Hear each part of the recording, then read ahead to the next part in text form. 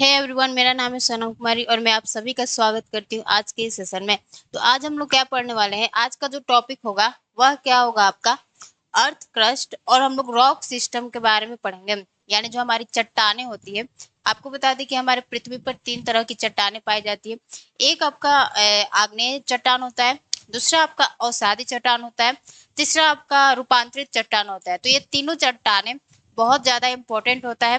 इसका फॉर्मेशन कैसे होता है, और और हमारे इग्नियस रॉक के कौन कौन से ऐसे एग्जाम्पल्स हैं, और आपके सेडिमेंट्री रॉक्स के कौन से एग्जाम्पल है, आपके मेटामॉर्फिक रॉक के कौन से एग्जाम्पल है, वो सारी बातें जानेंगे। लेकिन हमारा जो पीछे का लेक्चर था उसमें हमने पढ़ा था internal structure of the earth. उसमें आपका कुछ भाग अभी बचा है, थोड़ा सा उसे कंप्लीट करके फिर हम लोग कहाँ आ जाएंगे, अपने रॉक सिस्टम पर आ जाएंगे। देखिए, तो हमने अपने पृथ्वी के आंतरिक संरचना में क्या क्या चीजें पढ़ लिया था, उसका एक बार मैं क्या कर रही हूँ, आपसे रिवीजन करा रही हूँ ताकि आपको पता चल जाएगा। ठीक है, तो देखिए, पृथ्वी के आंतरिक संरचना में हमने आपको बहुत से और टॉपिक करा दिया था, और आपका लास्ट टॉपिक बचा था जिसमें हमें क्या जानना था कि पृथ्वी के आंतरिक संरचना के अध्ययन के स्रोत क्या है। तो हमने बताया था जो कि पृथ्वी की जो गहराई है वह लगभग 6371 किलोमीटर तक है। इतनी गहराई में कोई मतलब व्यक्ति जा नहीं सकता है, और जाना पॉसिबल भी नहीं है। तो पृथ्वी के आंतरिक संरचना के गहराई के बारे में हमें पता कैसे चलता है, तो किसी न किसी सोर्स से। वो सोर्स हमारे 2 तरह के होते हैं, एक आपका डायरेक्ट सोर्स होता है और दूसरा आपका क्या होता है, इनडायरेक्ट सोर्स होता है। तो हमने आपके डायरेक्ट सोर्स में बताया था कि हमारे ज्वालामुखी उद्गार से कैसे हमें पृथ्वी के आंतरिक संरचना का पता चलता है, कि जब पृथ्वी के अंदर से धधकता हुआ मैग्मा बाहर आता है तो हमें पता चलता है कि पृथ्वी के अंदर का जो टेम्परेचर है वह क्या है, बहुत अधिक है। फिर हमारा दूसरा क्या था, माइनिंग था, यानी खनन था। तो हमने आपको बताया था कि खनन प्रक्रिया के दौरान कैसे हमें पता चलता है कि पृथ्वी के सतह से जैसे जैसे हम लोग केंद्र की ओर जाते हैं तो जो हमारा तापमान होता है, घनत्व होता है, और जो हमारा दाब होता है, वो तीनों चीजें क्या होती है, बढ़ती चली जाती है। फिर हमारा लास्ट में क्या था, आपका ड्रिलिंग था। तो ड्रिलिंग से भी हमने बताया था कि ड्रिलिंग से हमें क्या पता चलता है, तो पृथ्वी में जो हमारे समुद्र होते हैं, समुद्र के अंदर बहुत सारे पेट्रोलियम नेचुरल गैस का क्या होता है, रिजर्व पाया जाता है। तो उसी को एक्सट्रैक्ट करने के लिए हम लोग क्या करते हैं, ड्रिलिंग करते हैं। तो जब ड्रिलिंग के दौरान हम लोग क्या जाते हैं, पृथ्वी सतह के अंदर जाते हैं, तो थोड़ा सा कुछ हमें पता चलता है। तो ये था हमारा डायरेक्ट सोर्स। अब आते हैं हम लोग अपने इनडायरेक्ट सोर्स पे। इनडायरेक्ट का मतलब क्या हो गया, अप्रत्यक्ष स्रोत, जिसे हम लोग आंखों से देखे नहीं है लेकिन हमने अनुभव किया है। ठीक है, तो आपके इनडायरेक्ट सोर्स में पहला आपका मेटेरॉयड आ जाएगा, यानी उल्का पिंड आ जाएगा। अब उल्का पिंड से कैसे हमारे पृथ्वी के आंतरिक संरचना का पता चलता है, वो अभी आपको पता चल जाएगा। फिर हमारा जो दूसरा टॉपिक होगा वह क्या होगा, आपका सिस्मिक वेव होगा, यानी भूकंपीय तरंग।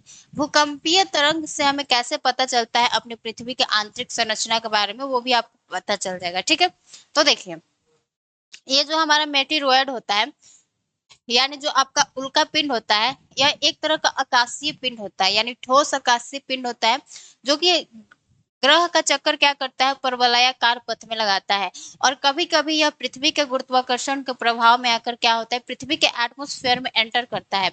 और जैसे जो हमारा ये हमारा मतलब मेटेरॉयड होता है, यानी जो हमारा उल्का पिंड होता है, ये हमारी क्या हो गई, आपकी पृथ्वी हो गई। ठीक है, अब यह जैसे हमारा उल्का पिंड, ये मान लीजिए कोई उल्का पिंड है, तो जैसे उल्का पिंड हमारे विरल वायुमंडल से संघन वायुमंडल में एंटर करता है, तो संघन वायुमंडल में एंटर करते ही घर्षण बल बढ़ने के कारण क्या होता है, वह जलने लगता है। जब जल जाता है तो उसके राख जो कि अवशेष बचते हैं। ठीक है, तो उस राख को हम लोग क्या करते हैं, अपने प्रयोगशाला में ले जाते हैं। तो जब उस राख को हम लोग प्रयोगशाला में ले जाते हैं तो क्या पता चलता है कि ये जो उल्का पिंड है इसमें निकेल तथा फेरस की उपस्थिति पाई जाती है। चूंकि हमारा पृथ्वी भी क्या है, एक तरह का ग्रह है, तो हम लोगों ने ऐसा अनुमान लगाया कि हमारे पृथ्वी के आंतरिक भाग भाग में भी क्या पाया जाएगा, आपका निकल और फेरस की उपस्थिति पाई जाएगी, क्योंकि आपका पृथ्वी भी क्या है, एक तरह का ग्रह है। तो ये हमने एक अनुमान लगाया, यानी ये क्या हो गया, आपका एक अप्रत्यक्ष स्रोत हो गया। अब आता है हमारा सिस्मिक वेव, यानी भूकंपीय तरंग। तो आपको बता दें कि जो हमारे भूकंपीय तरंग होते हैं वह 3 तरह के होते हैं। एक आपका होता है पी वेव, एक आपका पी वेव होता है, और दूसरा हमारा क्या होता है, आपका एस वेव होता है, और तीसरा हमारा क्या होता है, आपका एल वेव होता है। अब ये जो हमारा पी वेव होता है, यह आपके तीनों अवस्थाओं में क्या करता है, ट्रैवल करता है, यानी ठोस, द्रव, गैस। थोड़ा सा इसे समझना है कि जो हमारा पी वेव होता है यह आपके तीनों अवस्थाओं में ट्रैवल करता है। तो यहाँ पे लिख लीजिए, यह तीनों अवस्थाओं में ट्रैवल करता है, ट्रैवल करता है, ठीक है। लेकिन जो हमारा एस वेव होता है, एस वेव केवल और केवल कहाँ ट्रैवल करता है, तो आपके ठोस में। यह ओनली, यहाँ पे लिखेगा, यह ओनली सॉलिड में ट्रैवल करता है। सॉलिड का मतलब क्या हो गया, आपका ठोस हो गया, ठीक है। यह ओनली सॉलिड में ट्रैवल करता है, सॉलिड में ट्रैवल करता। करता कैसे लिखा गया, देखिए, ओनली सॉलिड में ट्रैवल करता है, ओनली क्या हो गया, आपके सॉलिड में ट्रैवल करता है। फिर ये जो हमारा एल वेव आता है, जो हमारा एल वेव होता है, यह आपके सरफेस पर ट्रैवल करता है, इसलिए इसे हम लोग क्या कहते हैं, सरफेस वेव भी कहते हैं। यह सरफेस पर ट्रैवल करता है, ठीक है। यह आपके क्या करता है, तो आपके केवल क्या करता है, सरफेस पर ट्रैवल करता है। तो ये बात आपको याद रखना है, ठीक है। सरफेस पर ट्रैवल करता है। तो हमने क्या कहा कि अब हमारे सिस्मिक वेव से कैसे पता चलता है पृथ्वी के आंतरिक संरचना के भाग के। तो हमने कहा कि जो आपके सिस्मिक वेव होते हैं, यानी जो भूकंपीय तरंग होता है, वह तीन तरह का होता है। एक आपका पी वेव हो गया, इसे हम लोग प्राइमरी वेव भी कहते हैं, क्योंकि यह सबसे पहले पहुंचता है, ठीक है। फिर आपका सेकेंड आ जाता है एस वेव, इसे सेकेंडरी वेव कहते हैं। फिर आपका थर्ड आ जाता है एल वेव। तो हमने आपको बताया कि जो हमारा पी वेव होता है, जो हमारा, एक मिनट,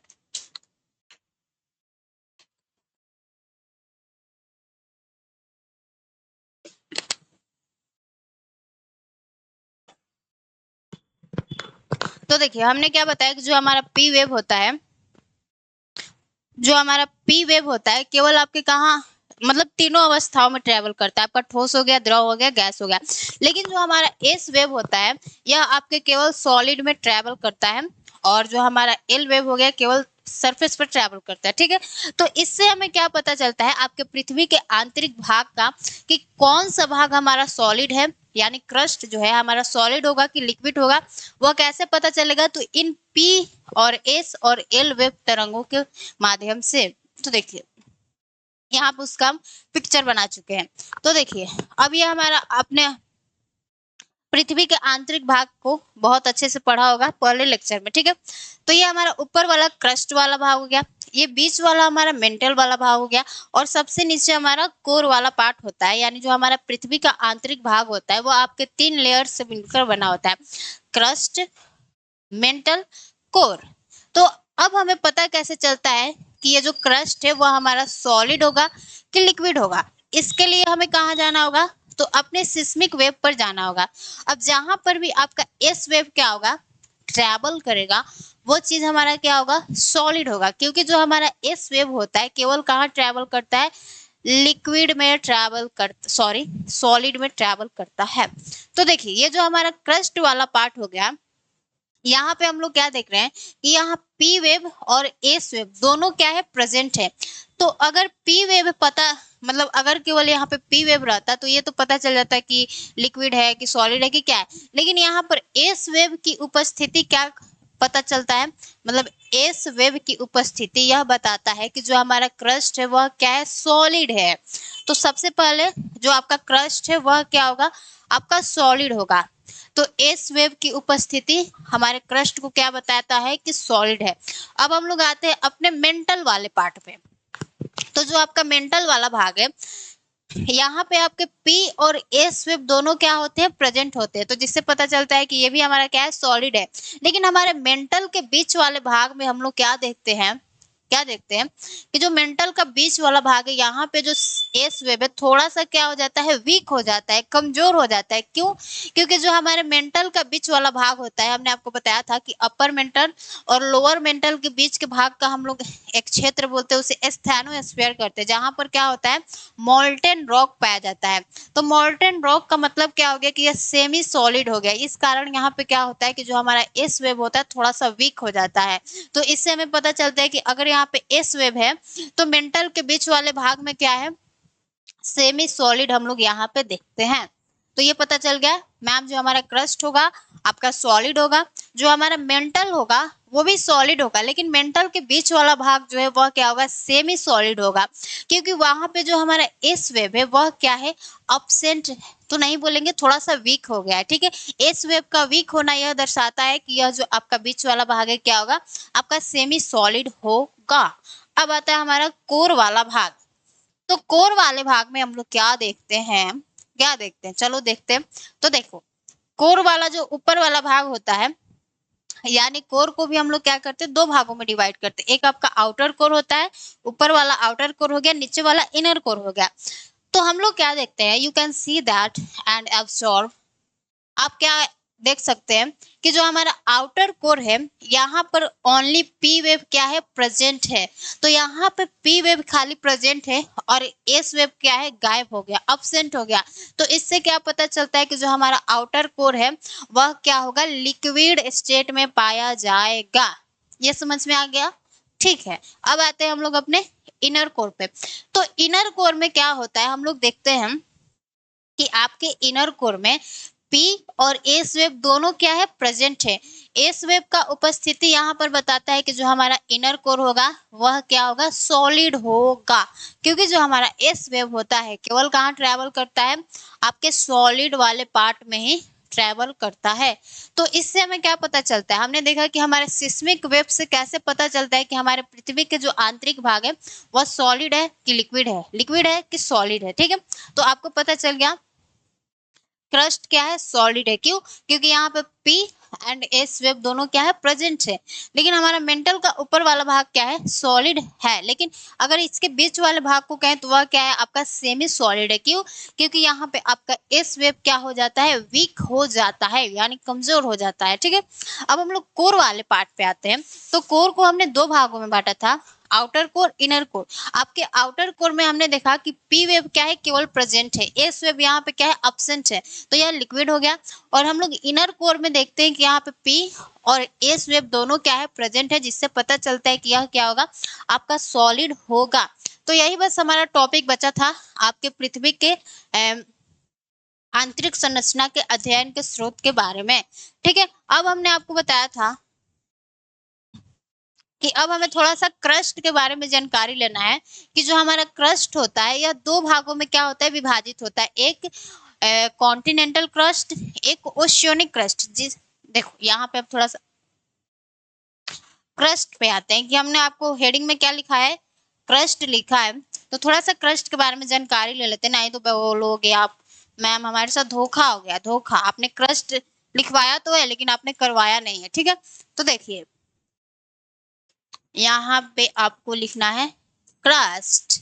क्रस्ट का हिंदी क्या होता है, भूपट्टी। ठीक है, थोड़ा सा हिंदी आप लिख लीजिएगा, मेरे को हिंदी उतना सही लिखने नहीं आता है। ठीक है, तो देखिए ये आपका क्रस्ट हो गया।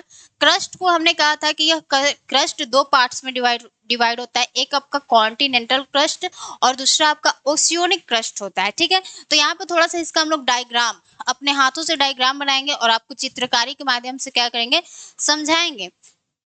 तो यहाँ पे हम लोग थोड़ा सा अपना बनाएंगे डायग्राम ताकि मैं आपको अच्छे से समझा सकूं। ठीक है, ओके।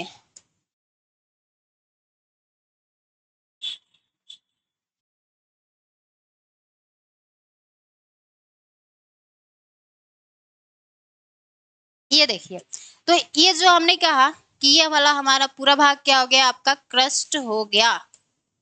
क्रस्ट, क्रस्ट को हिंदी में क्या बोलते हैं, भूपट्टी बोलते हैं। ठीक है, तो हमने कहा कि जो आपका क्रस्ट होता है यह फर्दर टू पार्ट्स में डिवाइड होता है, यानी एक को हम लोग कॉन्टिनेंटल क्रस्ट बोलते हैं, एक को आपका ओशियनिक क्रस्ट बोलते हैं।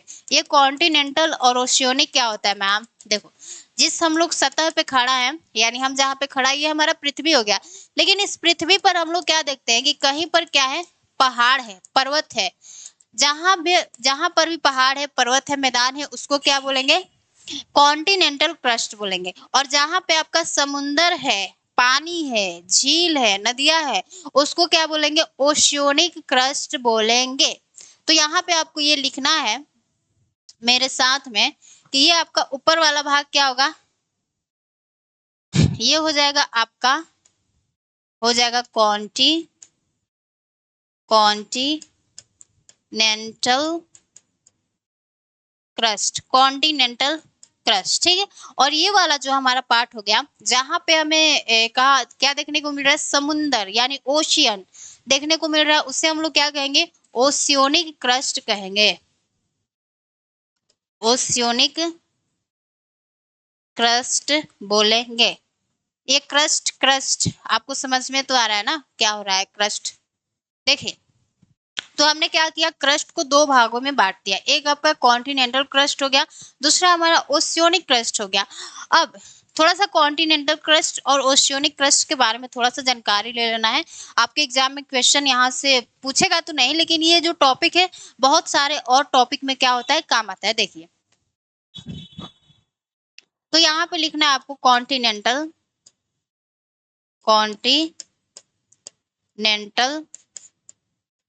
Crust, continental crust. Continental crust को हिंदी में क्या बोलेंगे, महाद्वीपीय भूपट्टी, महाद्वीपीय भूपट्टी। तो देखिए, जो आपका कॉन्टिनेंटल क्रस्ट होता है, यह आपके ग्रेनाइट चट्टानों से क्या होता है, मिलकर बना होता है। अब इसके आगे हम लोग चट्टान पर ही आएंगे, इसीलिए हमने आपके रॉक सिस्टम को इसी टॉपिक में, मतलब इसी क्लास में रखा है, ठीक है। तो आपको बता दें कि जो हमारा कॉन्टिनेंटल क्रस्ट होता है, यह आपके ग्रेनाइट, तो यहाँ पे लिखिए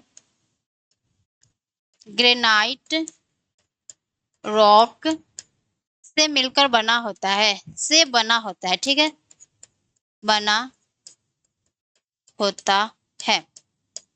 और ये जो हमारा कॉन्टिनेंटल क्रस्ट होता है, यह आपके ओशियोनिक क्रस्ट की तुलना में क्या होता है, हल्का होता है। इसी बात को बस ध्यान में रखना है, यही जो मैं सेकंड बात लिखवा रही हूँ आपको, इसी को ध्यान में रखना है। देखो, यहाँ पर लिखना है कि कॉन्टिनेंटल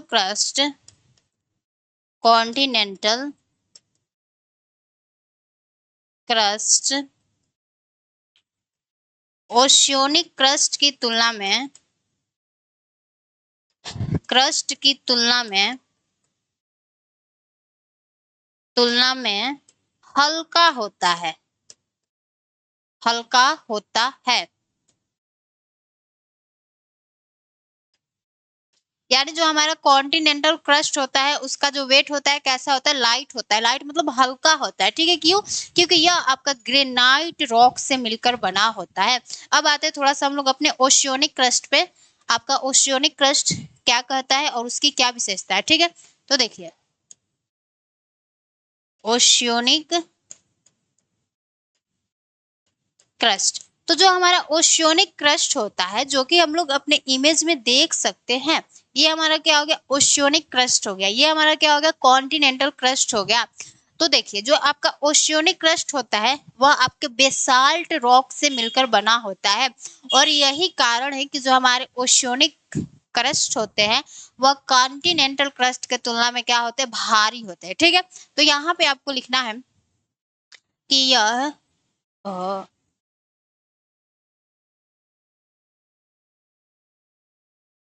यह जो है आपका, यह बेसाल्ट रॉक से, यह बेसाल्ट रॉक से मिलकर बना होता है, मिलकर बना होता है, ठीक है। यह क्या होता है, आपके बेसाल्ट रॉक से मिलकर बना होता है। और यही कारण है कि जो आपके ओशियोनिक क्रस्ट होते हैं, वह क्या होते हैं, इसके तुलना में क्या होते हैं, भारी होते हैं। और यही कारण है, यहाँ पे लिख लीजिए, और यही कारण है कि ओशियोनिक क्रस्ट आपके कॉन्टिनेंटल क्रस्ट की तुलना में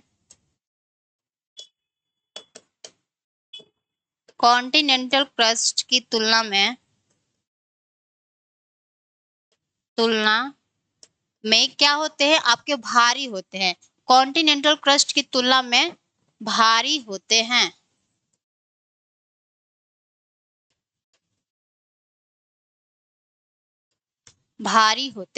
तो ये हमारा क्रस्ट का सिस्टम समाप्त होता है, जो कि हमने आपके पहले क्लास का जो टॉपिक बच गया था उसको हमने कवर किया। अब हम लोग आते हैं अपने रॉक सिस्टम पे। रॉक सिस्टम को मैं बहुत अच्छे से लिख रही हूँ, रॉक। अच्छा लिखा रहा है, एक मिनट।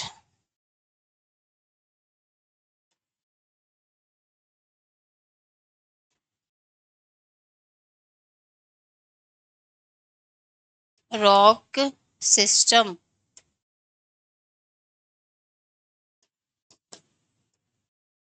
ठीक है। अब हमें अपने किसके बारे में पढ़ना है, तो अपने चट्टानों के बारे में पढ़ना है, जो कि हमने आपको बेसाल्ट ग्रेनाइट बताया है। तो थोड़ा सा उसके बारे में क्या कर लेते हैं, डिटेल में कुछ कुछ जानकारियां ले लेते हैं। तो आपको बता दें कि हमारे पृथ्वी पर 3 तरह की चट्टानें पाई जाती है।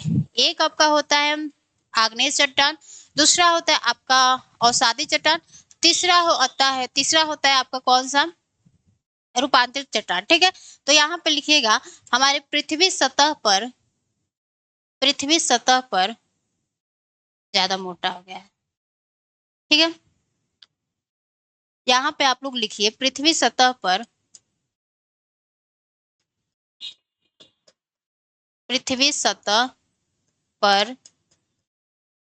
3 तरह की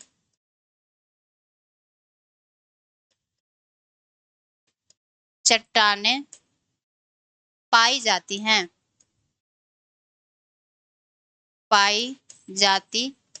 ठीक है। 3 तरह की क्या होती है, आपकी चट्टानें पाई जाती है। पहली चट्टान कौन होती है, हमारी आग्नेय चट्टान होती है,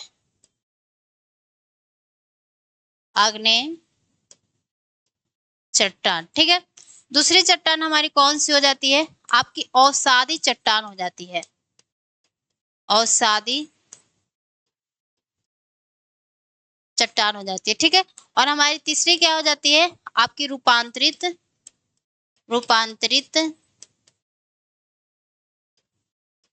चट्टान हो जाती है, ठीक है। तो अब हम लोग स्टार्ट करने जा रहे हैं आपके आग्नेय चट्टान के बारे में, और इसको डिटेल में पढ़ेंगे और बहुत अच्छे से क्या करेंगे, कवर करेंगे। पहले इसका हम लोग नोट्स बनाएंगे कि आपकी जो आग्नेय चट्टानें होती है, कैसे इसका फॉर्मेशन होता है, इसकी क्या विशेषता पाई जाती है, वो सारी बातें लिखेंगे, ठीक है। तो यहाँ पे आप लोग लिखिए आग्नेय चट्टान, आग्नेय चट्टान यानी हमारा इग्नियस रॉक, इग्नियस रॉक, ठीक है। देखिए, तो आपके आग्नेय चट्टान का निर्माण कैसे होता है, वो थोड़ा सा मैं आपको एक डायग्राम के थ्रू क्या करूंगी, समझाना चाहूंगी। पहले डायग्राम पे हम लोग क्या कर लेते हैं, समझ लेते हैं। यहाँ पे मैं कहाँ बनाऊं, देखिए आपके आग्नेय चट्टान का फॉर्मेशन कैसे होता है, उसी को हम लोग क्या कर रहे हैं, थोड़ा सा देख रहे हैं। होता क्या है कि कभी कभी जो हमारा मैग्मा होता है, वह क्या होता है कि पृथ्वी सतह के अंदर ही ठंडा होकर क्या हो जाता है, कठोर बन जाता है, जिससे क्या होता है, आपके आग्नेय चट्टानों का निर्माण होता है। यानी देखिए, ये हमारा पृथ्वी सतह है के मतलब अंदर का भाग है, और ये कुछ इसमें दरार टाइप पे क्या है, बना है। ये क्या है, इसमें कुछ दरारें बनी है। तो हमारा मैग्मा क्या होता है, कभी कभी इन दरारों में फंस जाता है। यानी जो हमारा मैग्मा होता है, कभी कभी इन दरारों में क्या होता है, आपका फंस जाता है और बाहर नहीं निकल पाता है। तो ये हमारा क्या हो जाता है, आपका मैग्मा हो जाता है, ठीक है। इसको ऐसे सब बना लीजिए।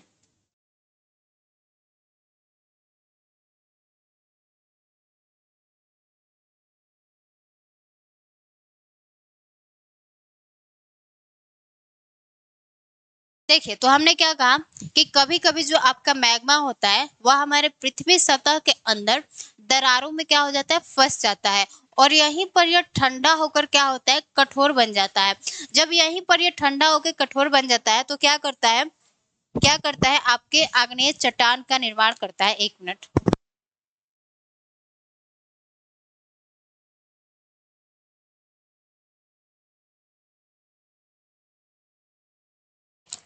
हमने क्या कहा कि आपके इग्नियस रॉक का फॉर्मेशन कैसे होता है, ठीक है। तो देखिए, होता क्या है कि जो आपकी मैग्मा होती है, मैग्मा बेसिकली क्या होती है, हमारे अर्थ सरफेस के ऊपर आती है। लेकिन कभी कभी मैग्मा क्या होती है कि हमारे पृथ्वी सतह के अंदर इन दरारों में क्या होती है, फंस जाती है और यहीं पर फंस के क्या होती है, वह ठंडा होती है और कठोर हो जाती है, जिससे क्या होता है आपके इग्नियस रॉक का यानी आग्नेय चट्टानों का क्या होता है, फॉर्मेशन होता है। तो यहाँ पे आपको लिखना है, यहाँ पे आपको लिखना है। अब मैंने आपको पिक्चर के माध्यम से तो समझा दिया, लेकिन अब इसका जो लैंग्वेज होता है, उस लैंग्वेज को भी क्या करना है, हमें लिखना है, ठीक है। तो आप लोग नोट्स बनाइएगा कि आग्नेय चट्टानों का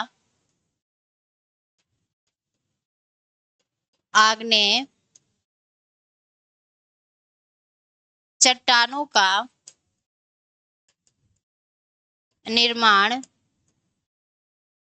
तब होता है तब होता है जब मैग्मा जब जो हमारा मैग्मा होता है, जब मैग्मा हमारे पृथ्वी सतह के अंदर क्या हो जाता है, ठंडा हो जाता है। यानी आग्नेय चट्टानों का निर्माण तब होता है जब मैग्मा पृथ्वी सतह के पृथ्वी सतह के अंदर ही ठंडा होकर कठोर बन जाता है, कठोर बन जाता है, ठीक है। तो आपको पता चल गया ना कि जो हमारा इग्नियस रॉक होता है, यानी जो हमारी अग्नेय चट्टानें होती है, उसका फॉर्मेशन कैसे होता है। तो जब कभी भी जो हमारा मैग्मा होता है, वह आपके पृथ्वी सतह के अंदर उपस्थित दरारों में ही फंस के क्या हो जाता है, ठंडा होता है और ठंडा होने के बाद क्या होता है, कठोर हो जाता है। उसी से क्या होता है, हमारे इग्नियस रॉक का फॉर्मेशन होता है। अब आपको बता दें कि जो हमारा इग्नियस रॉक होता है, वो भी क्या होता है, 2 तरह का होता है। एक हमारा बाह्य आग्नेय चट्टान होता है, एक आपका आंतरिक आग्नेय चट्टान होता है। तो देखिए, अब दोनों को थोड़ा सा समझना है कि आपका बाह्य आग्नेय चट्टान क्या होता है और आपके आंतरिक आग्नेय चट्टानें क्या होती है। तो कभी कभी मैग्मा क्या होता है ना, कभी कभी मैग्मा हमारा क्या होता है कि आपके पृथ्वी सतह के ऊपर आकर क्या होता है, ठंडा होने लगता है और यहीं पर ठंडा होकर क्या होता है, यह कठोर बन जाता है। तो जब हमारा मैग्मा आपके पृथ्वी सतह के ऊपर आकर क्या होता है, ठंडा होता है और ठंडा होकर क्या होता है, कठोर बनता है, तो उससे क्या होता है, हमारे बाह्य आग्नेय चट्टानों का निर्माण होता है।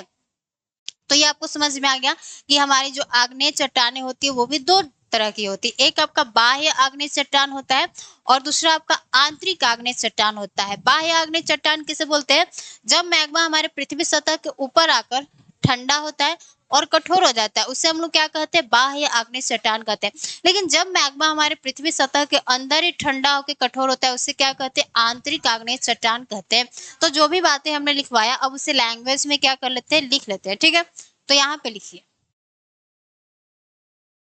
आग्नेय चट्टानें 2 तरह की होती हैं। आग्नेय चट्टानें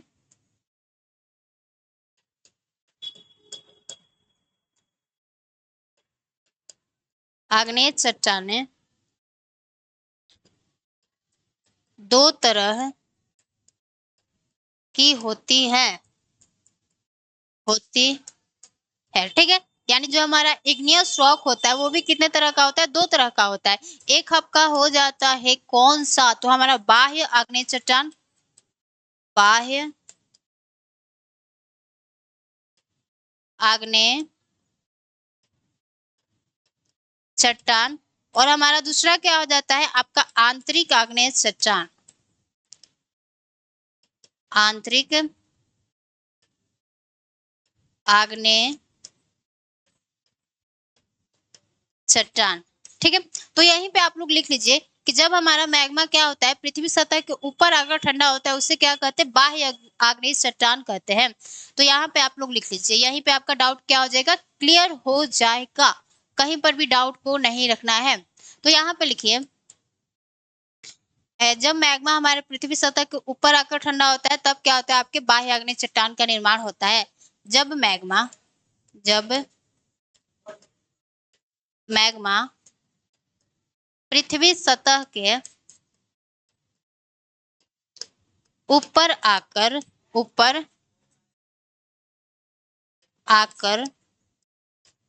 ठंडा होता है तो बाह्य आग्नेय चट्टानों का निर्माण होता है। बाह्य आग्नेय चट्टानों का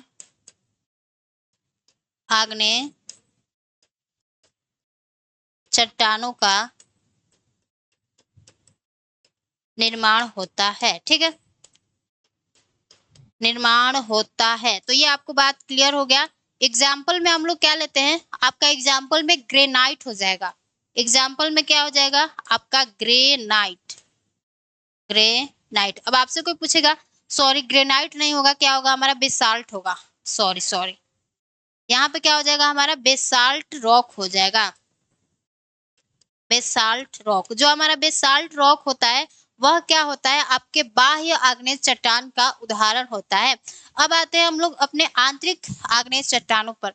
तो यहाँ पे लिखिए कि जब मैग्मा क्या होता है, पृथ्वी सतह के अंदर ही क्या हो जाता है, ठंडा हो जाता है, तो आपके आंतरिक आग्नेय चट्टानों का निर्माण करता है। तो यहाँ पे हम लोग कैसे लिख सकते हैं, बीच में एक दीवार खड़ा कर दे रहे हैं। ठीक है, हो गया, अब समझ में आएगा। तो यहाँ पे लिखना है कि जब मैग्मा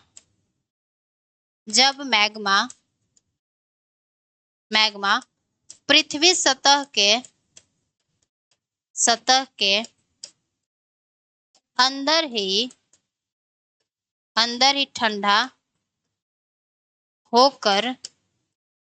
ही ठंडा होकर कठोर बन जाती है, कठोर बन जाती है, तो क्या करती है, आपके आंतरिक आग्नेय चट्टान का निर्माण करती है। जब मैग्मा पृथ्वी सतह के अंदर ही ठंडा होकर कठोर बन जाती है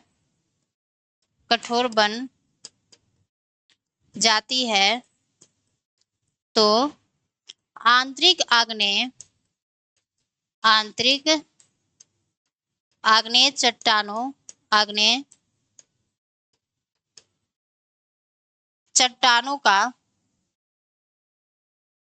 आग्नेय चट्टानों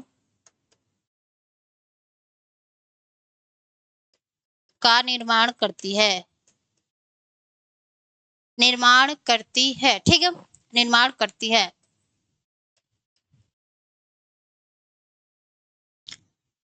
आपके आंतरिक आग्नेय चट्टानों का निर्माण करती है। अब आंतरिक आग्नेय चट्टानों का एग्जाम्पल लिखना है। एग्जाम्पल में कौन हो जाएगा हमारा, हो जाएगा आपका ग्रेनाइट। ठीक है, तो ये हो गया आपके आग्नेय चट्टानों के बारे में, जो थोड़ा सा आपकी जानकारियां थी उसको हमने बताया कि यह कैसे इसका फॉर्मेशन होता है। और यह भी दो तरह का होता है, आपका बाह्य आग्नेय चट्टान, आंतरिक आग्नेय चट्टान। अब आग्नेय चट्टानों के बारे में थोड़ा सा दो बातें जानना है जो कि आपके एग्जाम में पूछे जाते हैं। तो देखिए, अब यहाँ पे लिखिए कि आग्नेय चट्टानों को हम लोग क्या कहते हैं, प्राथमिक चट्टान कहते हैं। क्यों, क्योंकि हम लोग जो आगे अवसादित चट्टान पढ़ेंगे, रूपांतरित चट्टान पढ़ेंगे, वो चट्टानें इन्हीं से मिलकर बनती है। तो यहाँ पे लिखिएगा, आग्नेय चट्टानों को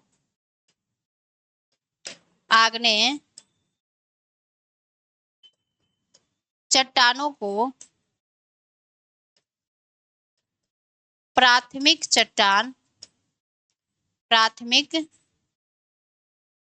कहते हैं।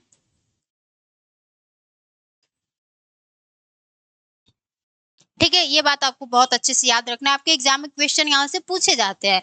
अब हमारा जो सेकंड पॉइंट आता है और जो कि इम्पोर्टेंट है, वह क्या है कि आपके आग्नेय चट्टान जो होती है वह क्रिस्टलीय, मतलब कि इसे हम लोग क्रिस्टलीय चट्टान भी कहते हैं या रवेदार चट्टान भी कहते हैं, क्योंकि यह क्रिस्टल से क्या होती है, मिलकर बनी होती है। अब क्रिस्टल बड़ा होगा कि छोटा होगा, यह इस बात पर डिपेंड करता है कि जो हमारा रेट ऑफ कूलिंग है वह स्लो है कि हाई है। ठीक है, अगर हमारा जो रेट ऑफ कूलिंग आपका हाई है तो छोटा क्रिस्टल बनेगा, और अगर आपके रेट ऑफ कूलिंग मतलब जो स्लो है तो बड़ा क्रिस्टल बनेगा। जो बातें हमने बताया नहीं समझ में अभी आपको लिख रही हूँ, बता रही हूँ, ठीक है। तो यहाँ पे लिखिएगा कि आग्नेय चट्टानें, आग्नेय चट्टानें क्रिस्टल से मिलकर बनी होती है, क्रिस्टल से मिलकर मिलकर बनी होती है, बनी होती है। क्रिस्टल बड़ा होगा कि छोटा होगा यह उस बात पर डिपेंड करता है कि जो रेट ऑफ कूलिंग है वो हाई है या स्लो है, ठीक है। तो यहाँ पे लिखिएगा, यहाँ पे क्रिस्टल बड़ा होगा, बड़ा होगा कि छोटा होगा, छोटा होगा, छोटा होगा, यह इस बात पर डिपेंड करता है कि यह इस बात पर, ठीक है, इस बात पर, इस बात पर डिपेंड करता है कि, डिपेंड करता है कि रेट ऑफ कूलिंग हाई है कि स्लो है, ठीक है, कि rate of cooling, rate of cooling high है कि स्लो, ठीक है, हाई है कि स्लो, ठीक है। तो देखिए अब आपको जो मैं की पॉइंट्स लिखवा रही हूँ उसको समझना है कि अगर जो हमारा रेट ऑफ कूलिंग है हाई होगा तो क्या होगा, छोटा क्रिस्टल बनेगा। यहाँ पे नोट में आपको लिखना है, अगर rate of cooling, rate of cooling क्या है, हाई है, हाई है, तो क्या होगा, आपका छोटा क्रिस्टल बनेगा। यानी जल्दी जल्दी क्या हो जा रहा है, हमारा मैग्मा ठंडा हो रहा है, छोटा, यहाँ पे लिख लीजिए स्मॉल क्रिस्टल, स्मॉल क्रिस्टल का फॉर्मेशन होगा।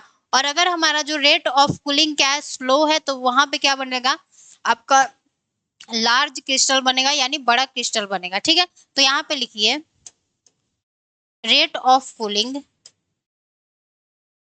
रेट ऑफ कूलिंग अगर क्या है आपका स्लो है, स्लो है तो क्या बनेगा, आपका लार्ज क्रिस्टल बनेगा, यानी बड़ा क्रिस्टल बनेगा, क्रिस्टल बनेगा, ठीक है। तो इसको आपको ध्यान देना है। तो अब आपसे कोई पूछेगा कि हमारा छोटा क्रिस्टल कहाँ देखने को मिलेगा और बड़ा क्रिस्टल कहाँ देखने को मिलेगा, तो देखिए जो हमारा बाह्य आग्नेय चट्टान होता है, जो हमारा बाह्य आग्नेय चट्टानें होती है, यहाँ पर क्या होगी कि छोटी क्रिस्टल पाई जाएंगी। क्यों, क्योंकि यहाँ पर जो रेट ऑफ कूलिंग है वह क्या है, हाई है, ठंडा होने का जो दर है वह क्या है, बहुत ज्यादा अधिक है। लेकिन हमारा जो आंतरिक आग्नेय चट्टान है उसके जो क्रिस्टल होंगे वह क्या होंगे, बड़े होंगे, बिग होगा, यानी लार्ज होगा। क्यों, क्योंकि यहाँ पे जो आपका रेट ऑफ कूलिंग है वह क्या है, स्लो है। तो ये बात आपको समझ में आ गया, ठीक है। तो यहाँ पे लिख लीजिए, यह आपका स्मॉल क्रिस्टल किस में पाया जाएगा, तो आपके बाह्य आग्नेय चट्टान में, बाह्य आग्नेय चट्टान में, ठीक है। और आपके लार्ज क्रिस्टल कहाँ पाए जाएंगे, आपके आंतरिक आग्नेय चट्टान में, आंतरिक आग्नेय चट्टानों में पाए जाएंगे। अब इसके बारे में बस एक बात लिखना है कि हमारे आग्नेय चट्टानों में क्या होती है, जीवाश्म ईंधनों की क्या होती है, मतलब जीवाश्म ईंधन इसमें नहीं पाए जाते हैं, लेकिन जो हमारा मिनरल्स होता है, खनिज होता है, वह कहाँ पाया जाता है, आपके आग्नेय चट्टानों में पाया जाता है। तो यहाँ पे लिख लीजिए, आग्नेय चट्टानों में, आग्नेय चट्टानों में आपकी खनिज प्रचुर मात्रा में मिनरल्स, यहाँ पे लिख लीजिए मिनरल्स प्रचुर मात्रा में पाया जाता है, में पाया जाता है। बट जीवाश्म ईंधन, जीवाश्म ईंधन ईंधन नहीं पाया जाता है। ठीक है, जीवाश्म ईंधन नहीं पाया जाता है।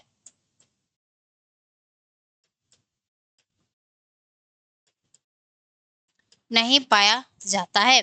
ये हो गया आपका आग्नेय चट्टान। अब हमारा लास्ट एक अवसादी चट्टान बचा है, फिर मैं आपको थोड़ा सा बता दूंगी और अगले क्लास में पढ़ेंगे। ठीक है, तो हमारा सेकंड क्या हो जाता है, आपका अवसादी चट्टान। इसको बस समझ लीजिए। ठीक है, अवसादी चट्टान। तो सबसे पहला तो बात आता है, पहली बात आती है कि हमारे सेडिमेंट्री रॉक का फॉर्मेशन कैसे होता है। तो देखिए आपके अवसादी चट्टानों का निर्माण कैसे होता है, तो हमारे आग्नेय चट्टानों के टूटने फूटने यानी आग्नेय चट्टानों के अपक्षय से ही क्या होता है, आपके अवसादी चट्टानों का निर्माण होता है। तो यहाँ पे लिखिएगा अवसादी चट्टानों का निर्माण, अवसादी चट्टानों का निर्माण आपके आग्नेय चट्टानों के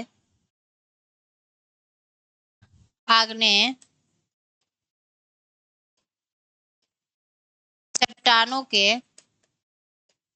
आग्नेय चट्टानों के टूटने फूटने और अपक्षय से होता है, और अपक्षय से होता है। ठीक है, जब इसका निर्माण हमारे आग्नेय चट्टानों के टूटने फूटने और अपक्षय से होता है, तो वह कैसे होता है, परत दर परत होता है। यहाँ पे लिख लीजिएगा चट्टानों का निर्माण टूटने फूटने और अपक्षय से परत दर परत होता है। अतः इसे परतदार चट्टान भी कहते हैं। अतः इसे परतदार चट्टान भी कहते हैं। परतदार चट्टान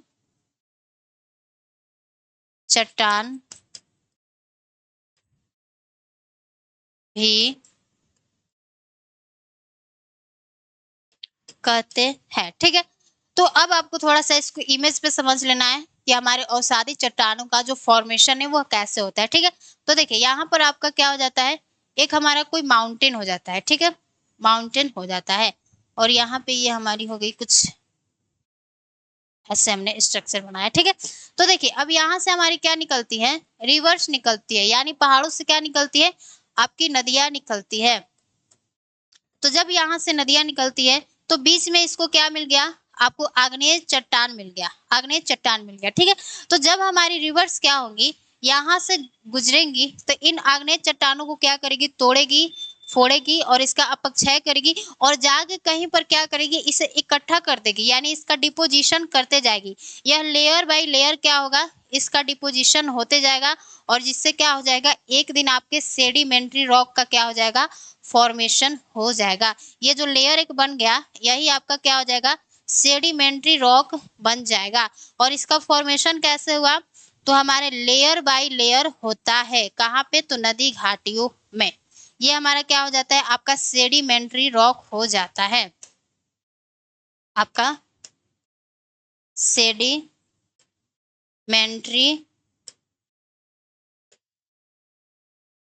रॉक हो गया, यानी अवसादी चट्टान हो गया। इसका निर्माण कैसे हुआ, तो हमारे नदियों द्वारा आपके चट्टानों को जब अपक्षय कर दिया जाता है, तोड़ दिया जाता है, फोड़ दिया जाता है, तो उसका जो डिपोजिशन होता है, यानी निक्षेपण होता है, निक्षेपण मतलब इकट्ठा करना होता है, वह लेयर बाय लेयर परत दर परत क्या करती है, करते जाती है, जिससे क्या होता है, आपके अवसादी चट्टानों का निर्माण होता है। अब आपके अवसादी चट्टानों के बारे में एक चीज क्या रखना है ध्यान, कि इसमें आपके जीवाश्म ईंधन की क्या होती है, उपस्थिति पाई जाती है। तो यहाँ पे लिख लीजिए अवसादी चट्टानों में, यहीं पे लिख देते हैं। ठीक है, अवसादी चट्टानों में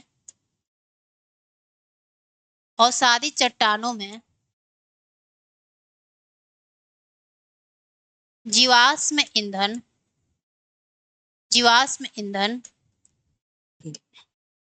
जैसे क्या हो गया, जैसे पेट्रोलियम पेट्रोलियम, आपका कोयला हो गया, पेट्रोलियम यानी कोल आदि क्या होते हैं, आदि उपस्थित होते हैं,